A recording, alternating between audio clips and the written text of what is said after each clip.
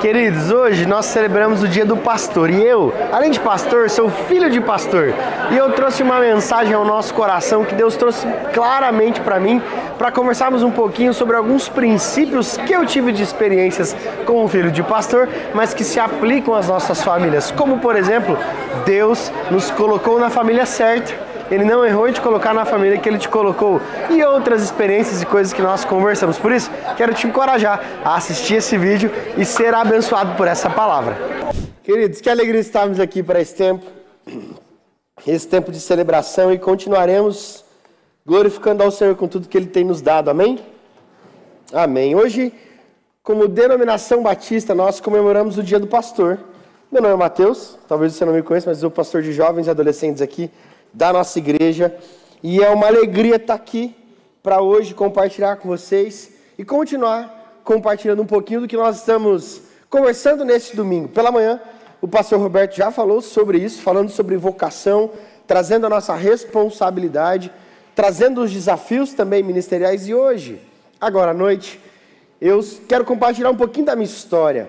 A gente vai trazer uma perspectiva diferente, pensando no dia do pastor. Eu sou filho de pastor, os meus pais são pastores lá no interior do Mato Grosso do Sul, os meus avós também são pastores.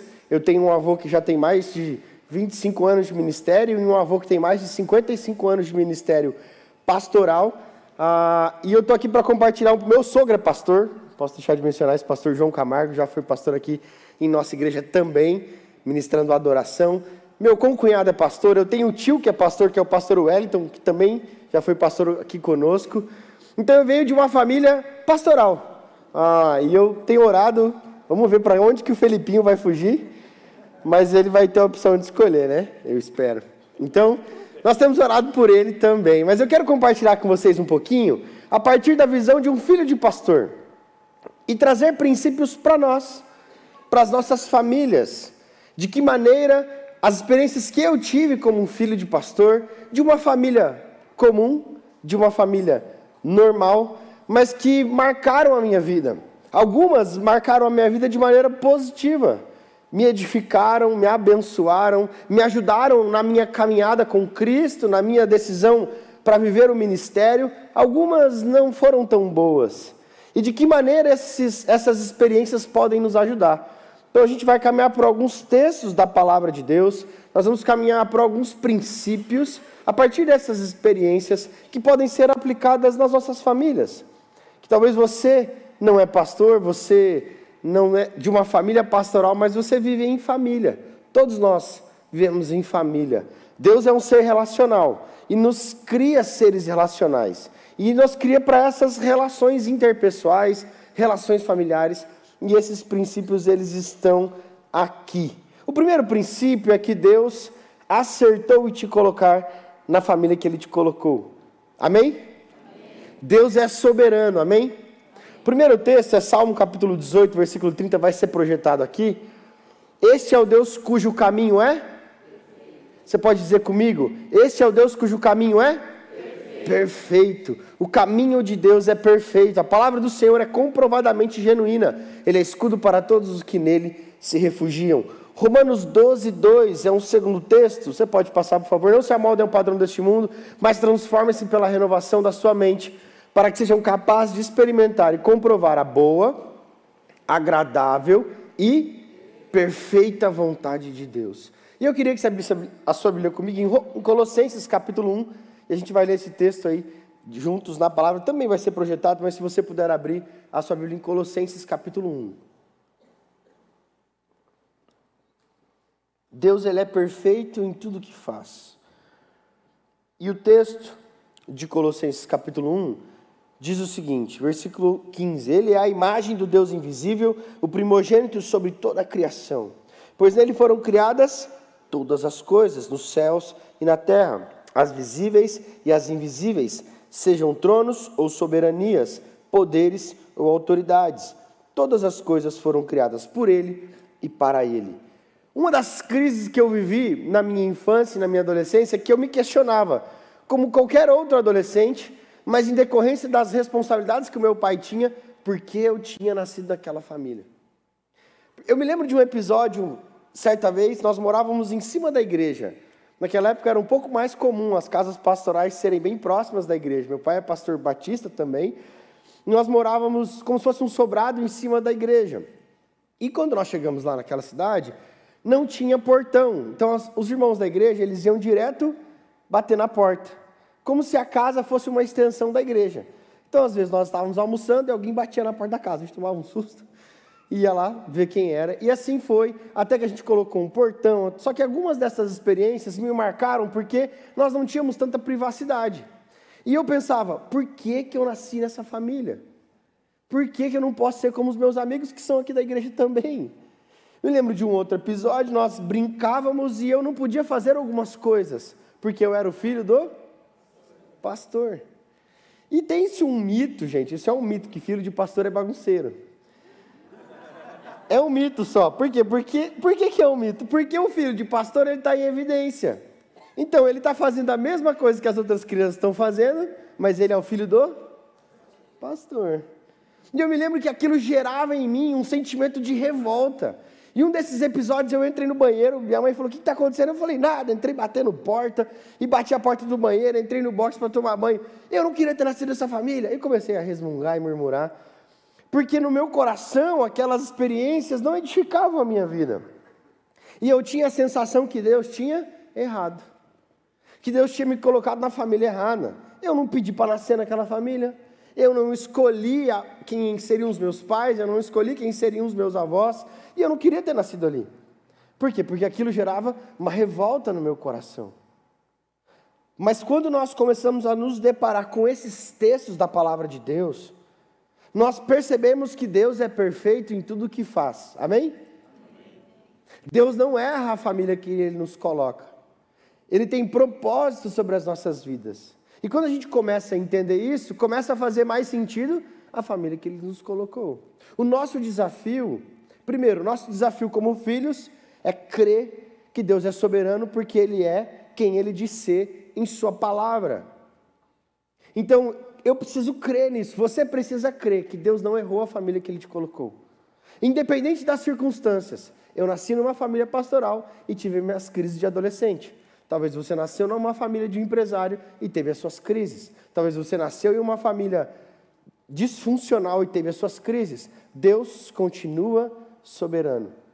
O nosso desafio também é, para que esse sentimento não seja alimentado, nutrido e gerado num coração de um filho, é mostrar que a nossa família é fruto da criação de Deus e agora, nascidos infelizmente em pecado, apontar a nossa família para Cristo.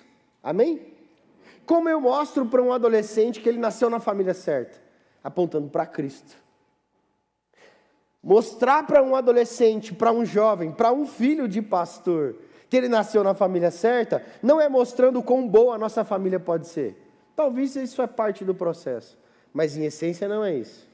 Em essência, mostrar para um jovem, ou sermos lembrados de que Deus nos pôs na família certa, é apontarmos para Cristo.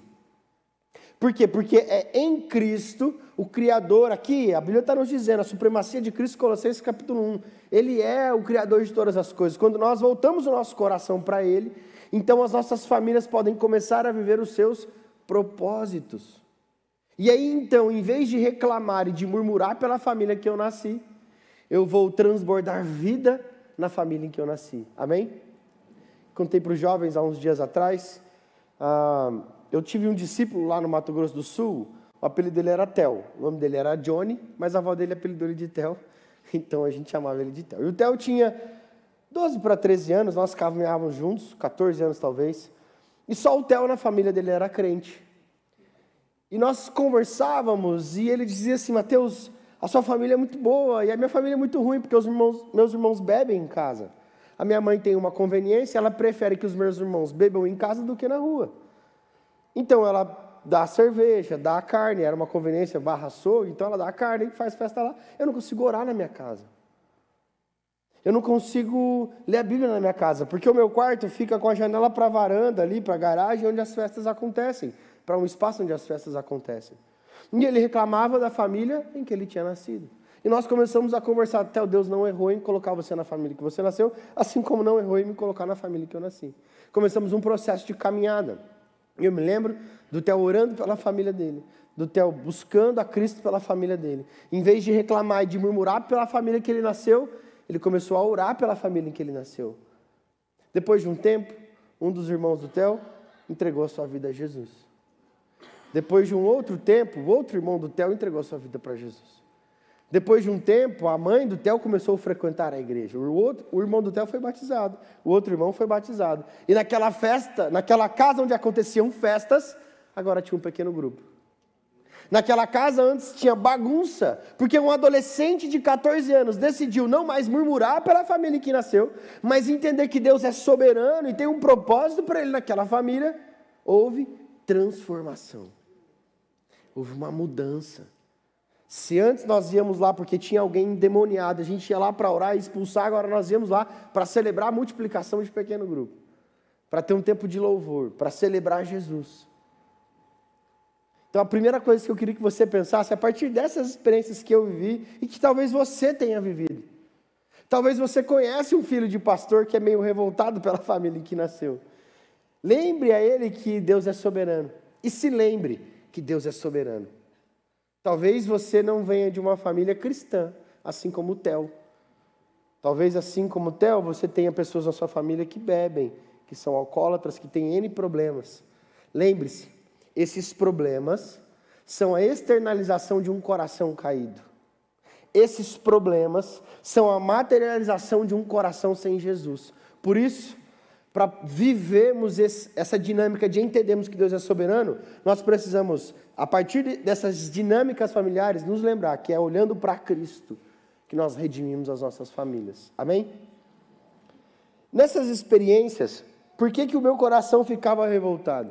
Porque havia uma problemática ali como filho de pastor, que havia uma acepção entre filhos e filhos. Por isso, o segundo princípio é não faça acepção entre filhos e filhos. Não faça diferenciação. Todos são filhos. Fala comigo, todos são filhos. Eu lembro de uma experiência.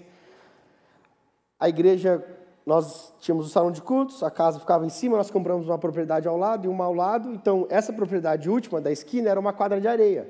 Nós jogávamos bola lá, obviamente, até ela virar um estacionamento, porque a igreja começou a crescer. Mas ela tinha um degrau. Então, imagine um portão que ficava exatamente aqui e tinha uma escada para baixo do portão. Aquele portão abria para fora.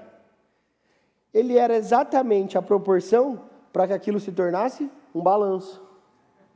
Então nós fazíamos o quê? Deixávamos o portão fechado, vínhamos correndo, fechado ou encostado, né? Vínhamos correndo e fazíamos o quê? Pulávamos o portão, ele girava até aqui, quando ele chegava aqui, o que acontecia? Ele batia, daí a gente pulava. E o que fazia no portão isso?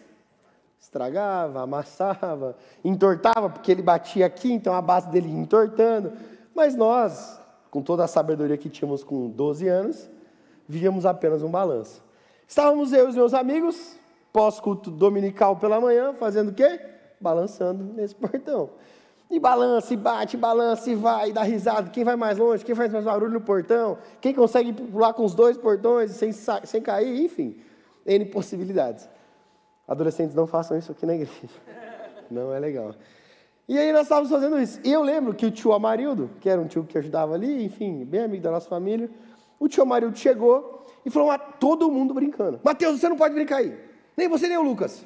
Meu irmão, Lucas. E daí eu falei, ué, tio Amarildo, o que o senhor está falando? Porque vocês são filhos do pastor.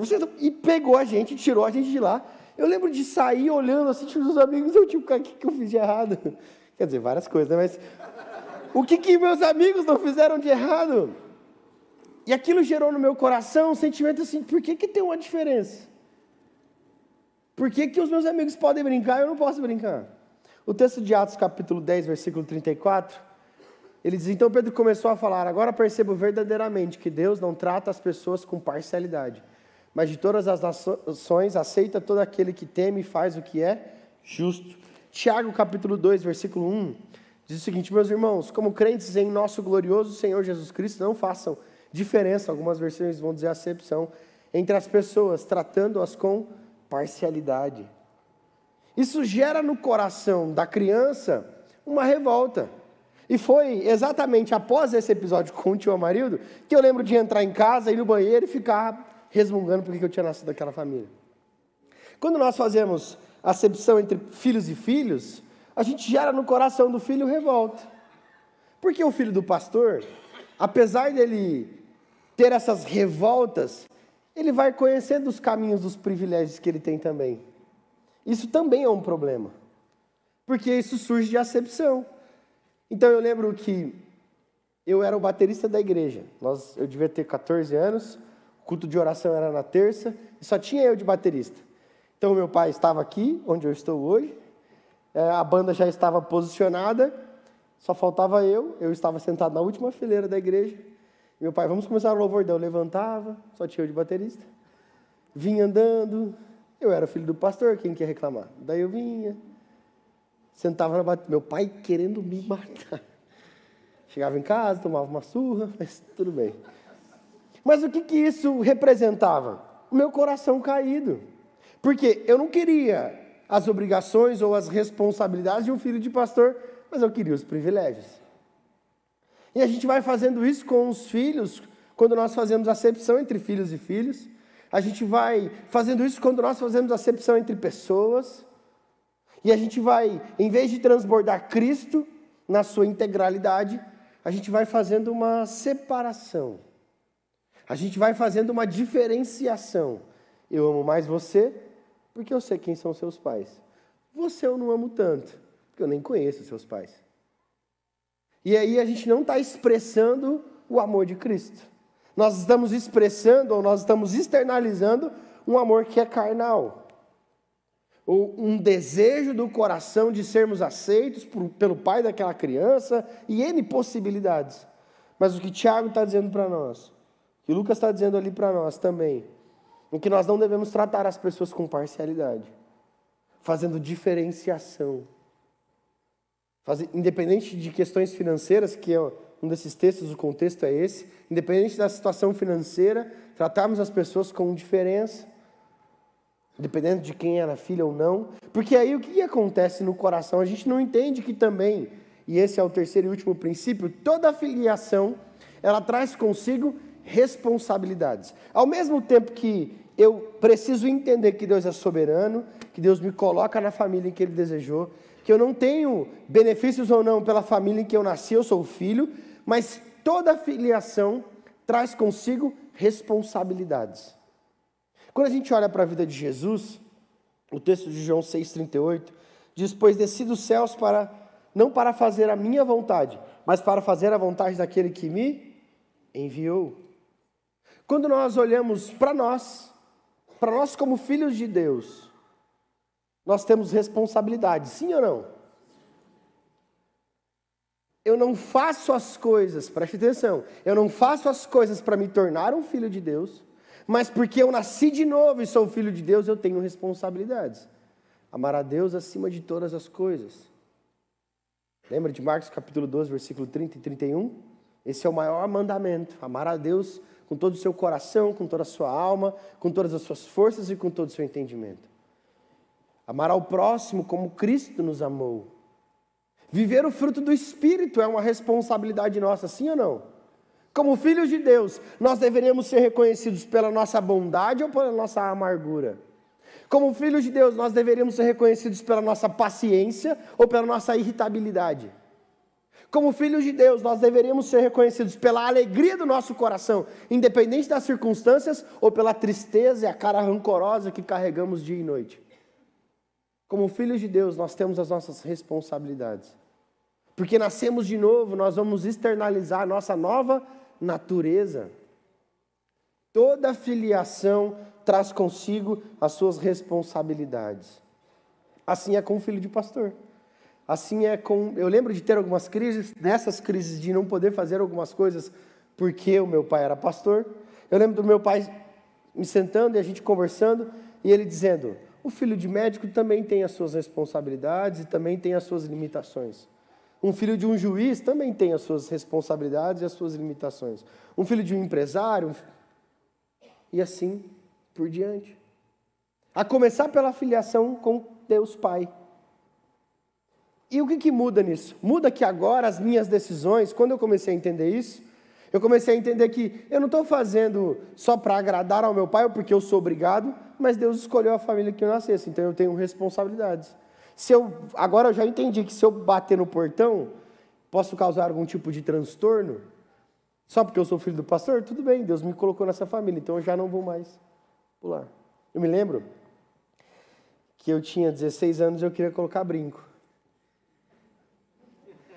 E foi uma conversa de 3 anos com os meus pais. E eu sou persistente. E eu fui. E aí meu pai falou, Mateus, tudo bem. Isso vai me causar N problemas. Isso vai me gerar N conversas. Mas você está autorizado. Ele falou, fui na farmácia na hora, pôs o brinco. Porque na minha imaturidade, eu não entendia que toda filiação tem as suas responsabilidades. E eu lembro que coloquei o brinco, cheguei na igreja, fui tocar bateria. No primeiro culto, domingo à noite, acabou o culto, uma irmã me chegou. Filho do pastor, tá usando o brinco. Aí eu, irmã. E a gente ficou ali, uma conversa meio sem graça da minha parte, obviamente. Depois cheguei em casa, no primeiro domingo à noite, na janta em família. Meu pai falou, filho, eu te avisei. Já estou com 4 conversas essa semana. Porque eu não entendia que toda filiação tem as suas responsabilidades. E isso tudo acaba se conectando. Porque eu não reconheço que Cristo e que o Deus Pai é soberano e me colocou na família que eu deveria nascer, com os seus defeitos, com as suas bênçãos, com as suas disfuncionalidades, mas me colocou ali para agora, olhando para Cristo, gerar transformação. Porque eu não entendia isso, então independente, eu vou fazer o que eu quiser, eu vou viver em rebeldia. Eu vou viver em rebeldia, porque tanto faz. E o que a gente acaba fazendo? Descumprindo o primeiro mandamento com promessa. Que é honrar pai e mãe. Quando a gente entende que Deus é soberano, quando nós entendemos que nós temos as nossas responsabilidades, não devemos fazer diferenciação. Eu começo um processo de honrar a minha família, de honrar os meus pais, de transbordar bênção na minha casa, assim como o Theo decidiu um dia. Foi fácil aquele processo? Definitivamente não. Definitivamente não. Depois os irmãos tomaram os seus caminhos, mas eles ouviram sobre quem Cristo era, porque os problemas ali, as disfuncionalidades ali, elas revelavam um coração caído. Então a gente começou a apontar para Cristo, trazer Cristo para aquela família. E é isso que nós devemos viver. Será que na sua casa você tem um coração grato pela família que você nasceu? Será que na sua família você louva ao Senhor pela casa em que Ele te colocou, reconhecendo a soberania de Deus? Será que reconhecendo a soberania de Deus, você decide apontar para Cristo? Porque veja, tem duas formas da gente tentar resolver os nossos problemas. É resolvendo com o que a gente sabe fazer, ou é apontando para Cristo, para que Cristo transforme o nosso coração e a partir de um novo nascimento resolver esses problemas. Tiago vai dizer que tem 2 tipos de sabedoria. A carnal, que vem de sarx, que é carne humana, natureza caída, desejo animal, e a sabedoria que é espiritual. Eu posso tentar resolver minha vida a partir de uma sabedoria carnal. Mas Cristo tem para nós a resolução e a transformação das nossas famílias a partir de uma sabedoria espiritual. E aí isso vai ajudar os nossos filhos. E eu tenho orado para não fazer com o Felipinho o que fizeram comigo. Ele é uma criança. Se você já viu o Felipinho por aí, talvez se ele estivesse aqui agora, ele ia querer estar aqui comigo chorando, que é o que ele faz na sexta e no sábado. E às vezes ele está lá no fundo, não queria ficar na salinha. O filho do pastor não fica na salinha. É um desafio. Hoje ele está lá, graças a Deus. Mas às vezes não fica. E aí? E aí que ele é uma criança? E aí que ele é uma criança, de 1 ano e 9 meses, super ativa, que pula, que corre, que quer subir na bateria.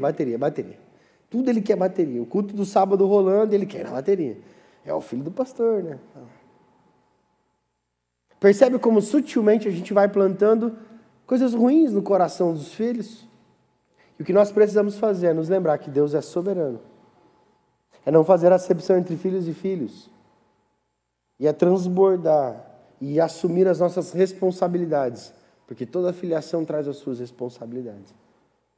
Como filho hoje, quais são as responsabilidades que você precisa assumir com a sua família? Como filho de Deus, quais são as suas responsabilidades?